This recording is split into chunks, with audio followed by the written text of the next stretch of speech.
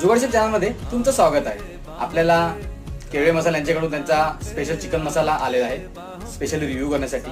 आपण बनवणार आहोत चिकन सुक्का मसाला। त्यामध्ये एक मोठा चिरलेला कांदा, थोडीशी कोथिंबीर, थोडंसं पाणी। आता आपण चिकन काढून घेऊ। त्यामध्ये आलं लसूण पेस्ट, एक चमचा काश्मीरी मिरची पावडर, थोडीशी हळद, केळवे मसाल्यांचा स्पेशल चिकन मसाला आणि त्यांचाच केळवे मसाल्यांचा मिक्स मसाला। त्यानंतर आपण जे वाटण बनवलेलं आहे ते टाकून घेऊया। मिक्स मस्त रेडी झालेलं आहे। आता आपण हे फ्राय करून घेऊया। तुम्ही बघू शकता काय मस्त अशी भाजी दिसत आहे आणि वास सुद्धा मस्त येत आहे। आपण टेस्ट करून बघूया।